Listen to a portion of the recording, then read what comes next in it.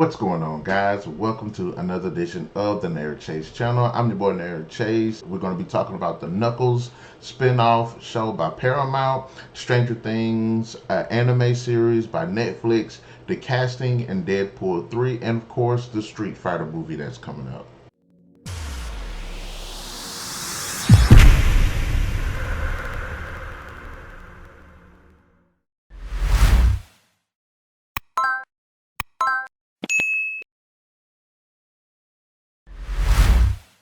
All right. Now we know that right now we're kind of in this interesting space where the movie industry is delving more and more into video games, and being video game movies, movies being developed about video games has been something that's been done for quite some time. So go back as far as the '80s, I want to say, and it's been getting more and more popular, but a lot of the thing is most video game movies have sucked. Now it isn't until recently that we started to get better quality. The Sonic the Hedgehog movie was definitely a turning point. The sequel itself was definitely a turning point. Of course, the Mario movie was a turning point. And if you haven't seen the review for that, go check that out on the channel.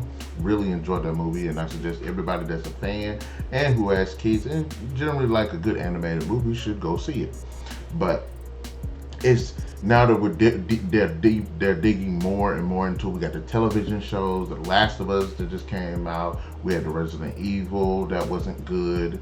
We had the Halo show that wasn't good. So I'm glad to see that that they're just out there now. They're starting to somewhat get their recognition, especially successful ones. The bad ones, no, but the good ones, yes. So they're and going back what I was saying about the Sonic films, the first Sonic movie was actually pretty good, and I'm glad I went to go see it because I wanted to see the second one, and I really enjoyed that one as well. And a lot of it is just it manages to do a good job just being an interesting story, a well-told story, have interesting characters, and doing a lot of interesting Easter eggs that just harken back to those childhood memories of playing the Sonic games, 1, 2, 3. Sonic and Knuckles, and just the generations afterwards, the different incarnations and retellings of the story, and just introducing these new characters and stuff, just grand. And now they're talking about Knuckles, who I actually really enjoyed in the sequel, and him having his own series. Now, Jeff Fowler, who directed Sonic 1 and Sonic 2 and is developing Sonic 3, will also be having a hand in this Knuckles series as well. Idris Elba, it will be returning as the character, of course, with Adam Paley returning, and as well as Tika Sumpter. Now, I'm interested to see are any more of the other characters going to be back in the film as well, because a lot of the characters I thought were pretty interesting, and I think it's kind of an interesting choice that Wade as the sheriff will be making an appearance and possibly having more input into this film too. I think it's a very, very interesting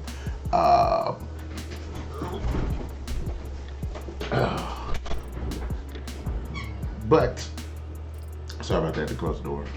But anyways, so I think that was a very interesting way that they're going to go with that, because he was an interesting character, he's a funny character, and it's like, okay, well, maybe they're just doing a thing where they're just gonna take their hands off the reins of the main characters and start delving more into the supporting characters, which, okay, we'll see where they go with that. But also joining the cast is going to be Rory McCain, Ellie Taylor, Julian Barrett, Eddie Patterson, and Kid Cudi. And really, we don't have any idea who these people are going to be playing, what their contribution to the series is. And this miniseries will be set between Sonic 2 and 3, and from what I end up coming across, it says Knuckles is going to train Wade as an apprentice, and I don't know what that means. I don't know if that means fighting or being a cheetah or whatever. Look, I think it's an interesting idea to delve more into Knuckles. And I don't think Knuckles, most people talk about Sonic, we know who Sonic, everybody knows who Sonic is, everybody knows who Tail is, everybody knows who's Dr. Robotnik is, and everybody kind of know what their thing is. And Knuckles is kind of like everybody knows Knuckles, but he's very mysterious. They don't really know much about his past or anything like that. So I think this is actually an interesting step to actually showcasing this. And I feel, based on just kind of that premise, I think that's kind of a waste of a premise. If they did more exploring like how he came up, the trials that he had to deal with, which would kind of harken back to more of the Sonic stuff and not the real world stuff, I think that would benefit it more. But I'm interested to see how they're going to play this. Right now, they hadn't really said if any of the other people are going to be returning. Of course, we do expect, the main cast, the main guy, I can't remember his name, him to come back. Sonic, of course, to be in it. Tails, of course, to be in it. Possibly Robotnik maybe having some make an appearance, returning back to it, or maybe foreshadowing, because this is supposed to feed into what's going on with Sonic 3, possibly leading up with maybe a Metal Sonic or more of the Chaos, or Shadow the Hedgehog, which was actually teased at the end of Sonic 2. So maybe we'll be able to delve more into that. I think it's actually a pretty interesting idea to give Knuckles a spotlight. And I'm glad, like I said, Idris Elba, who voiced Knuckles in Sonic 2, was actually really, really, really good. Now, a part of me does feel like this is somewhat of a waste. Why make a spin-off show? We could have just made a movie about it. And I feel like we're kind of in this headspace where, yes, it's good to have video game movies out there, and they're exploding both in the films and the TVs, and I like seeing that. But do all of these characters, do we always have to have spin-offs? Is Knuckles' story strong enough to actually be put into a spin-off? I mean, possibly a movie, but I'm not sure about a miniseries. I mean, again, the story, there is somewhat of an interesting story, especially what he alludes to with his past in the second film. But again, it seems like we're at this space where I don't know if they're going for this cinematic universe type thing, which again, there are certain stories I believe that can be told to have that, and especially with the interactions between movies and TV shows and how that they can basically reinforce each other. Again, the Marvel, the MCU wasn't the first cinematic universe, it wasn't, but they managed to do something really, really interesting and pretty much turn a lot of franchises on their head. We see that now where you have the spin-off characters in the MCU, you have the spin-off movies and characters and stuff in Star Wars. You have the spin-off movie. They're trying to do spin-offs and stuff with John Wick now, which I have my thoughts about that. But I suppose if they're able to tell an interesting story, if they can bring back the characters and manage to just get that charm of what they had in Sonic 1 and Sonic 2, then I guess I'm all for it. Next topic.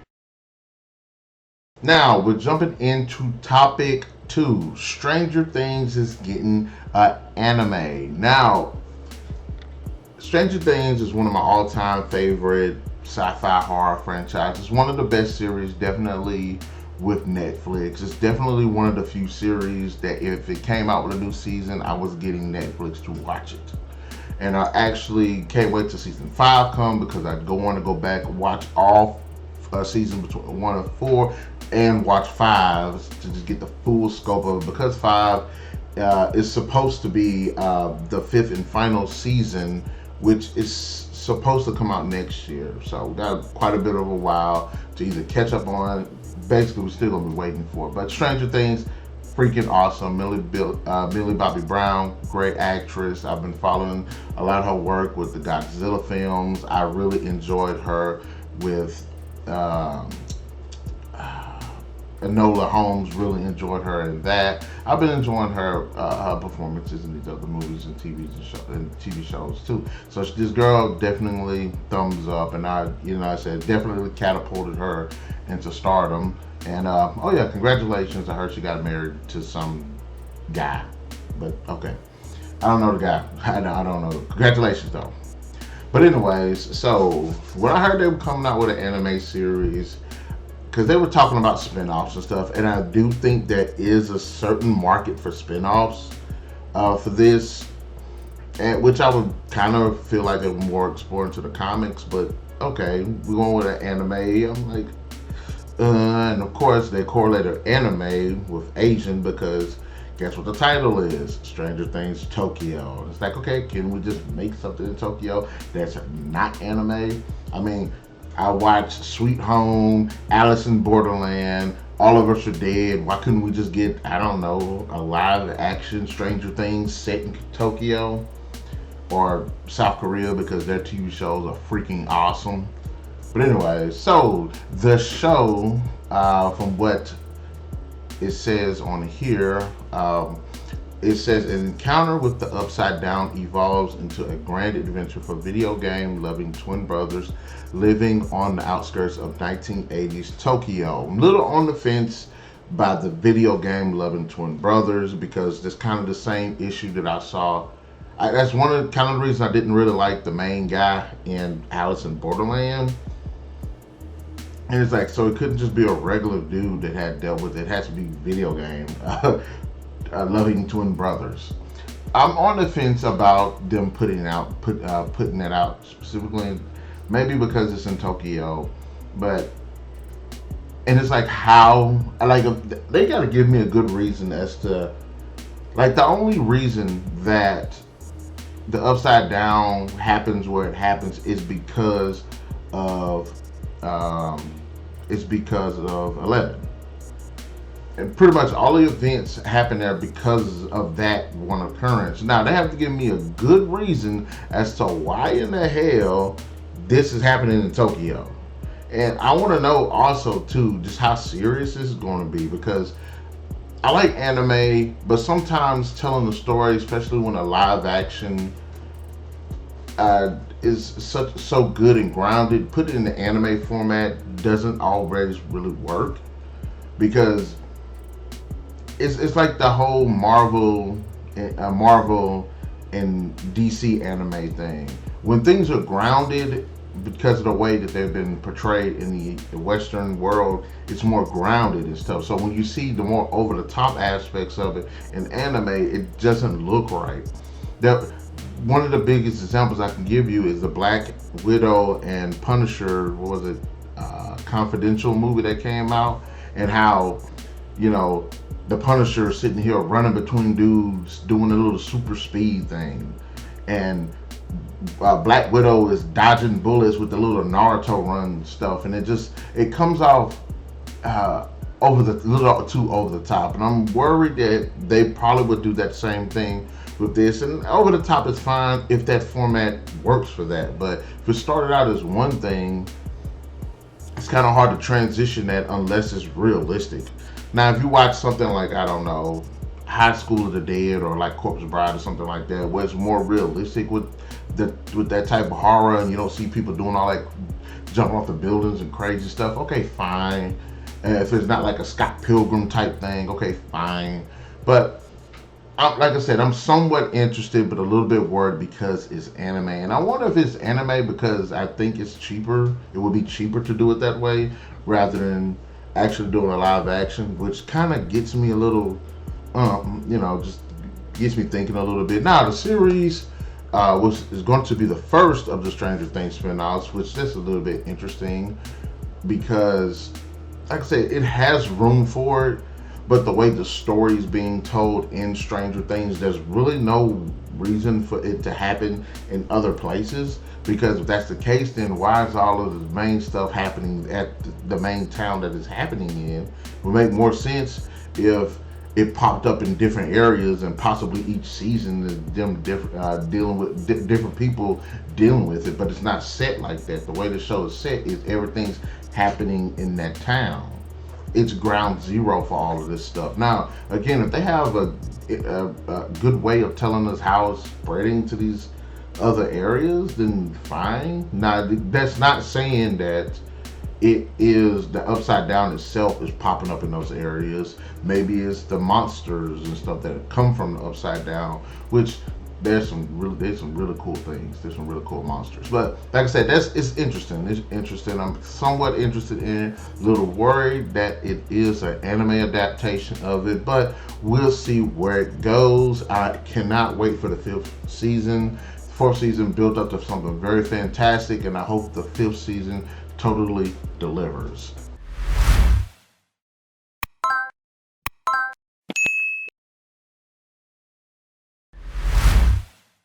Now, guys, we are going to go on a quick break, and I will see you guys in a few.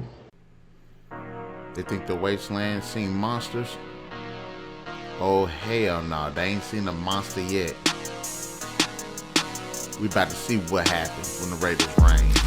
How psycho, I'm having a blast. The killer in me, raid until the last. When things get rough, take no one alive. My finger on the trigger helps me to survive. Born and raised post-apocalyptic hood, taking people's shit just feels so good. Savage blood runs through my veins. This is how the Raiders reign. Death comes when the bullet leaves the chamber, bringing them the pain, eliminate the danger. Feeling blood rain, the world grows more stranger. Battle so hard, call me Pokemon trainer, or call me the master, I intend to bring disaster. I need more turbo to make my moves faster. I'm a bastard, my mom and dad's plaster. I run the shit like I'm in a pit, like a masher. I'm hazardous to these caravan merchants. I'm kidnapping, there's no need to keep searching. Deceive you like Tower Tom did red. Neglect to tell her that her sister was fucking dead. It's open season and I'm on a killing spree. Me against the world with all these casualties. Enjoy your last meal because mine is evergreen. I'm a thug in the streets, I'ma bring the heat. Gotta turn this combat zone into a nightclub. Then I turn that shit back into a fight club. Got some caps, yeah, I'm gonna snatch that. Scrap raps, think they kill me, better scrap that. Staying low key with the Kims in the stash bag. Blowing up like Thorpe, operated like Max Black. I'm talking shit, everyone wears a gas mask. Trash that, in the iron words the way I slap. Like eulogy, the way I run a slave trade. Paved the way like Con Steel, Kim's that drain braids. I'm a survivor, strike quick like a viper. As deadly Jericho with the sniper rifle. Creep through these black waters and I torture. When I nuke a world, there be no time report ya. I run this pack like we're wild dogs violent. I'ma run this pack like we're child claws violent. How psycho, I'm having a blast. The killer in me, raid until the last. When things get rough, take no one alive. My finger on the trigger helps me to survive. Born and raised post-apocalyptic hood, taking people's shit just feels so good. Savage blood runs through my veins. This is how the Raiders reign.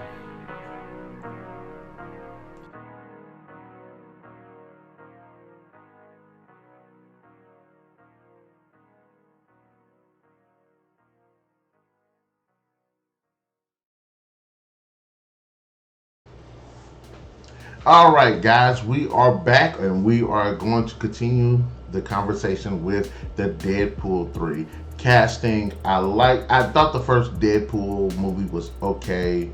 I don't like seeing mutant characters or people with powers fighting normal people. I think that's dumb. I think the only way you can escalate the situation with a powered up villain is a powered up villain. I don't want to see a normal guy. And the guy he fought in the movie, it was a pretty cool fight, but just utterly just a forgettable character. And then Deadpool 2 shows up and he's actually fighting other, powered up characters, Cable, Juggernaut, Fire Fist. I like that. I like seeing that. And you can see him fighting these characters that can clearly kick his ass, and it made for just very entertaining and a very fun viewing experience. And Deadpool films actually have a pretty good cast, both the first one and the second one. And let's talk about who's going to be in the third one. Now, this third one is going to be a bit special, it'll be a little bit different because they're going to integrate this film with the MCU.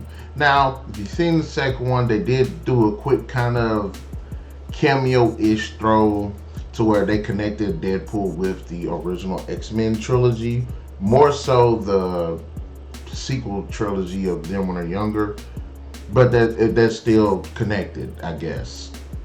And so now we're connecting it all to the MCU. Now, of course, it's messed up how they're doing it, but alright. So Shane Levi will direct.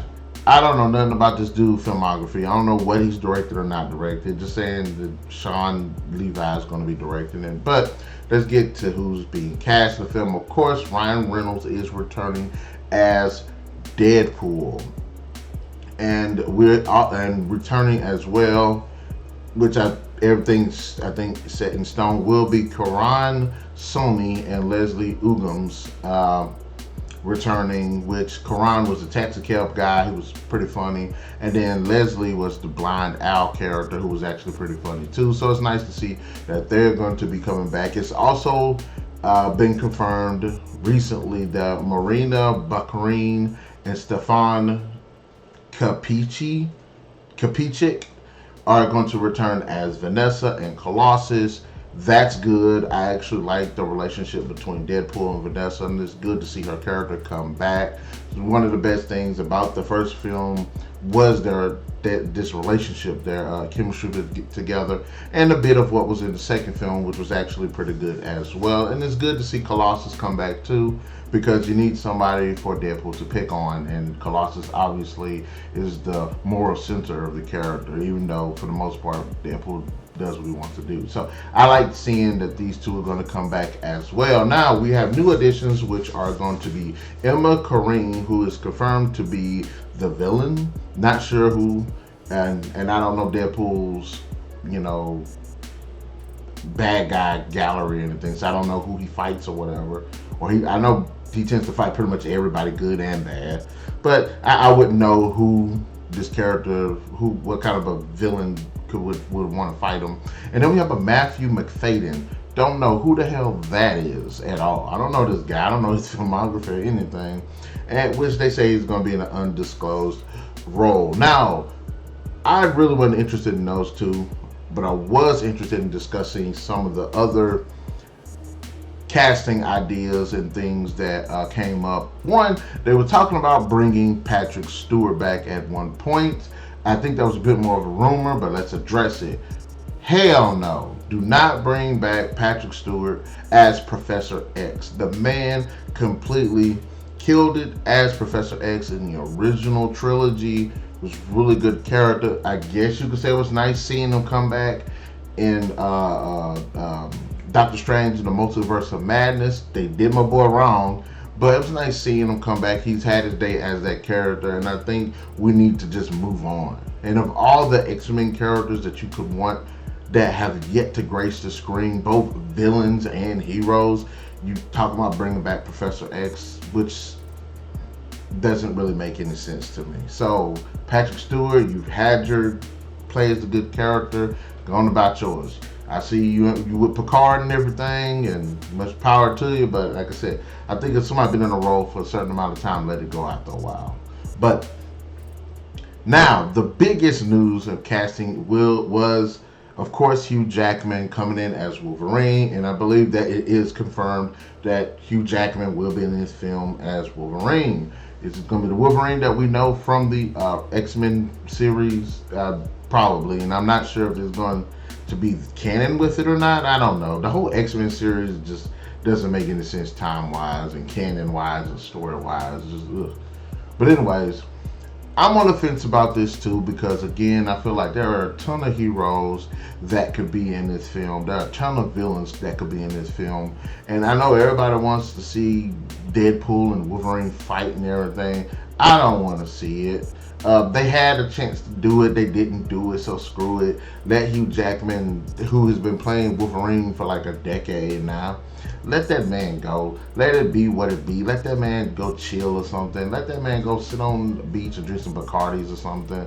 Stop trying to bring back these people to these roles because the companies don't have faith that they can pick somebody to either replace the roles or pick a new character that could be just as iconic. Just like Captain America, Iron Man, and Thor weren't that iconic in Marvel before the MCU. you can still make and if Spider-Man, who was pretty much leading the charge with Marvel, if you can make Thor, Captain America, and Iron Man to be that significant, can bring them up to stardom like that. Just do that with other characters. Just do what you did with those three characters. Put in the time, the money, and the talent to make them great characters, and people would gravitate to them. Just like all these other films that have come out, these other superheroes. It made Ant-Man interesting. I've never been interested in damn Ant-Man. You know what I mean?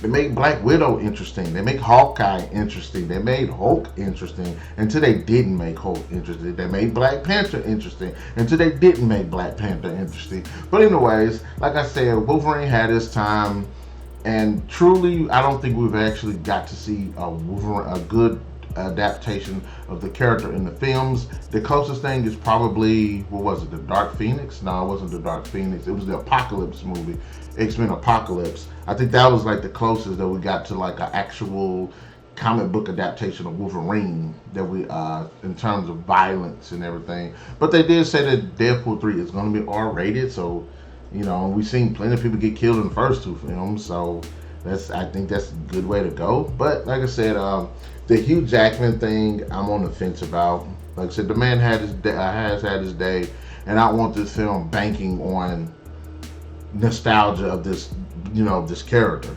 So I'm on the fence about him. Now, I do have some questions. So what I was looking up, I didn't really get confirmation of these people returning. We got, the other people that I discussed that were going to be returning. So I'm not sure if these people are going to return. T.J. Miller, who played the Weasel in the first and the second film, I liked him, and I'm interested to see if he's going to return. Didn't really get confirmation on that if he is or not, but I want to see him come back. Josh Brolin as Cable definitely was one of the best highlights of Deadpool 2. I want to see if he is coming back, especially the way the film ends. The film ends that Cable's going to be there, so why not have his character come back? And I guess it's going to be conflicting because now it's not going to be independent of the MCU, and then Josh Brolin being in the MCU after playing Thanos, kind of an interesting dynamic if he's going to be coming back playing a Cable. So I don't know. Like I said, I would like to see him come back. They introduced him. He was a nice character, but nice to see what kind of shenanigans he gets in. And it's weird because it feels like they couldn't get Cable back because Deadpool's a goofball, and he's a complete goofball and everything. He's very unpredictable, and you see him going back and forth with Colossus, who's more of like the moral center of doing the right thing and stuff. And it's good to have those dynamics too. And then on the other face of it, you got Deadpool being goofy and stuff, dealing with Cable, and Cable is kind of like the very serious, dark tone, grim character. And it's good seeing those dynamics. Just kind of like if you look at Deadpool and Domino. And Domino is like, okay, she's like smart and stuff, and then she looks at Deadpool as kind of being up a dumbass. And she's kind of putting him in his place and stuff, and kind of keeping him on the right track and stuff. And I like Deadpool's I like those dynamics and stuff with characters like that. And it feels like if Cable's not in the film, then Wolverine would take over that spot as the serious, brooding character, and Deadpool dealing, messing with him and stuff like that. So I'm interested to see if that's the way they're going to go with that now. But I do want to see, they got to give me a good reason as to why Cable's not in this film. I never liked Cable before. I actually liked Cable in the movie. So, alright, don't do that to me. Don't introduce a character and take him out. Don't do that to me. And then, okay, Zazie Beetz. Domino. I thought she was fantastic. Definitely one of the best highlights of Deadpool 2. And just like I was saying, it was nice seeing her dynamic with Deadpool. And what was even better about her, besides her attitude and the fact that she just looked absolutely sexy as hell in this movie, was her powers. How the powers, it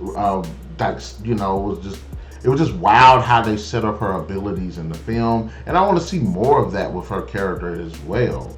So I'm interested to see if Domino is going to come back. Now, another interesting character that I wanted to see was the Negasonic Teenage Warhead, who was played by Brianna Hildebrand. I actually liked her character because, again, she kind of fit that. She kind of fit a mix of the dark, brooding character who kind of views, you know, who kind of views Deadpool as kind of the dumbass. So she kind of fit the two roles of like the serious character and kind of like the more responsible character that Zaza kind of plays in the film. So I want to see if her character is going to come back. I really enjoyed her character, and it'd be nice to actually see her, you know, how she's grown with her abilities, because she's got really interesting powers and we don't really get to see too much of it. We see it here and there, and maybe got a scene here or there in the first and the second film, but I would like to see her come back and do a bit more with her powers. So like I said, the casting is pretty cool. It seems like half the cast that I wanted to see is coming back, and the other half I'm interested to see what they're going to come back to. The Firefish character, I don't know. It seems like more of these characters that they've been actually talking about bringing back are more like the comedic characters, because most of the comedy comes from him talking with Colossus, him talking with Blind Al, him and the cab driver guy. So I'm interested, and that kind of goes back with the Weasel character, even though Weasel's it's not said to be in it, at least that I found. So the casting looks pretty cool. I'm interested to just see if those favorites are going to come back as well, especially Cable and Domino, especially Domino. If anybody would return for this film, I would definitely say Domino needs to come back. Again, maybe they are in the film. I just didn't come across it, the news for it, but I hope she does.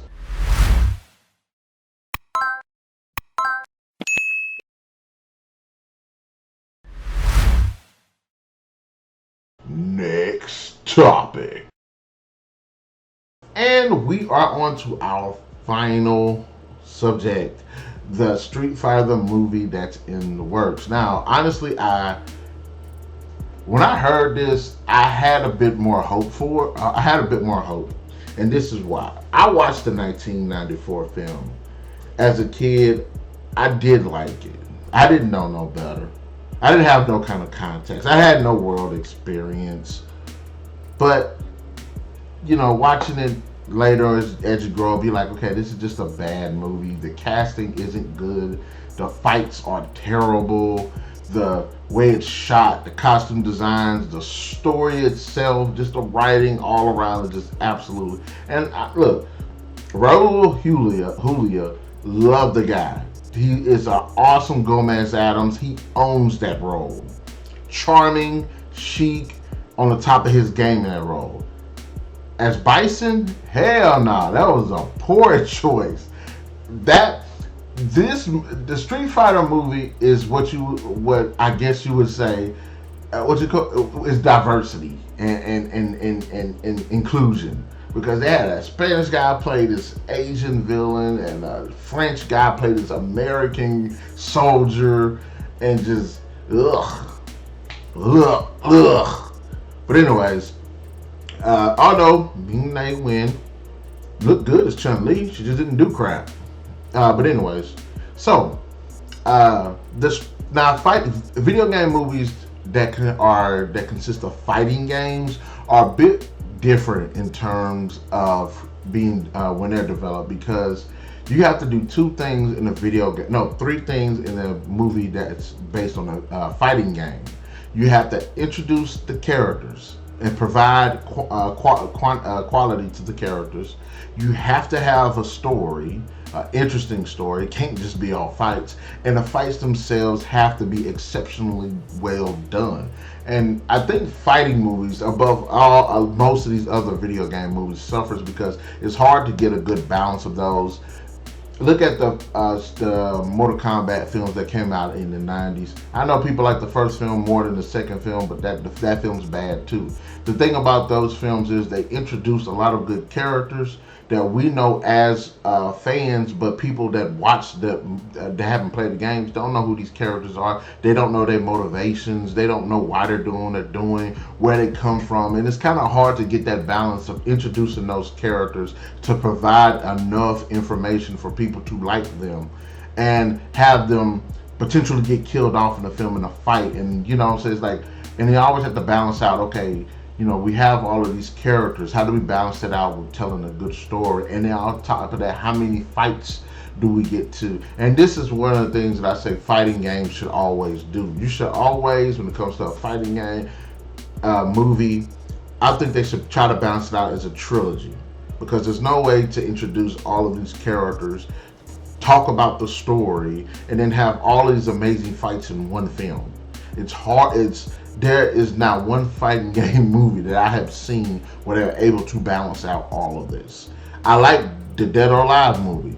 It doesn't do it. The fights are fun, but a lot of characters, you don't know who these characters are. The Mortal Kombat films, even with the 2021, did a better job of actually, well, the original film did a good job of introducing the hero characters. Jax, Sonya Blade, Johnny Cage, Liu Kang. You understood their motivations and stuff. Raiden, you understood his motivations. Even Shang Tsung, you understood his motivations. But then you got other characters like Sub-Zero, Reptile, Kano, who was somewhat alright, and Scorpion and Goro, but you know what I'm saying, you don't really get to know the gist of these characters and their motivations, where they come from. They say Outworld, and do people that don't play Mortal Kombat know what Outworld is? You know what I'm saying? Or, you know what I mean? So we have to talk about stuff like that when it comes to fighting games. And Street Fighter, I think, is a bit, and going back towards the storytelling, I think in terms of the game quality, Mortal Kombat, when they came out to 2000, with the 9th game, the 10th game, the 11th game, of course, killed it with characters, killed it with the story, killed it with the fights. They were able to actually balance all three of them out. So, and it's interesting because, again, you don't have the 7-8 hours that you have in the game to do all of this stuff in a movie, which you want to show in like less than 2 hours possibly. So the best way they can do, and in terms of Street Fighter, I like to play the Street Fighter games. I don't follow the story like I do Mortal Kombat. Mortal Kombat, I actually got a bit more gist of the story, where these characters come from, what is everything going on about. Street Fighter got kind of a rough, if it ain't back to the basics of what it used to be back in the day. I don't know all the new characters now. I don't know what they're doing with all of the new stories that they're telling with it. But I would say the same thing for the Street Fighter film as well. If you're going to make this a fighting game movie, you can't do all this in one movie. This has to be planned out in like at least a trilogy. Because in that trilogy, you can actually introduce all of the characters. Hell, the first kind of do basically what the Mortal Kombat 2001 did. That game wasn't that movie wasn't the tournament. It was introducing the characters in this film, and the sequel is supposed to be the tournament. So I could kind of see it being like that with Street Fighter.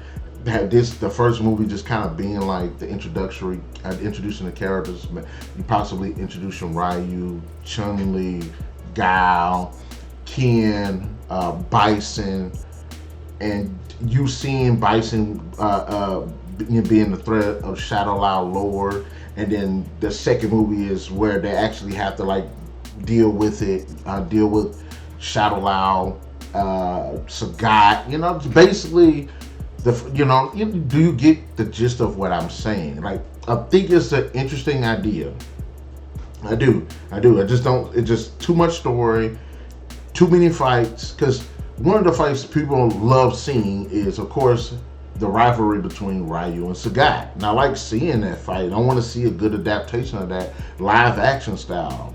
So, I don't want to, and there's a couple of other fights as well. Of course, you want to see like Ken and Ryu. And in these films too, are they going to bring in Akuma, my boy Akuma, who's my favorite Street Fighter character? But you can't just introduce that character in the first film because it makes no sense to do that. Viper, you know what I'm saying? Just E Honda. Do you get what I mean? There's too many characters to introduce in one film and then have all these fights and stuff, So I'm interested in seeing a live action Street Fighter film, but unless they tell me that they got it, this is going to be a trilogy, and I'm a trilogy guy. I think any good story can be told in a trilogy. Look at the Hunger Games. Even though it's split into 2 movies, there was 3 books. Look at The Matrix, even though they added a 4th movie that was totally unneeded. Look at The Lord of the Rings. I think any good story, especially a fighting game, will definitely benefit from it being a dang trilogy. So give me a trilogy of Street Fighter films, write it out perfectly. It has to be the story, the writing has to be on point. Because like I said, you're introducing a lot of characters, you're introducing a lot of characters' motivations, you're introducing a lot of character stories, and you have to be able to bring those together in a good story with really good fights. So that's pretty much everything I have to say on this episode. Guys, in the comment section below, let me know, what are your thoughts? Do you think that it's a good idea for Knuckles to have his own spin-off, or do you think they should just go straight to the movie, just put all that energy into a Sonic 3 movie, or possibly a Knuckles movie? Do you think that the Stranger Things Tokyo is a good idea and a good direction for the Stranger Things franchise? I'm still on the fence about that.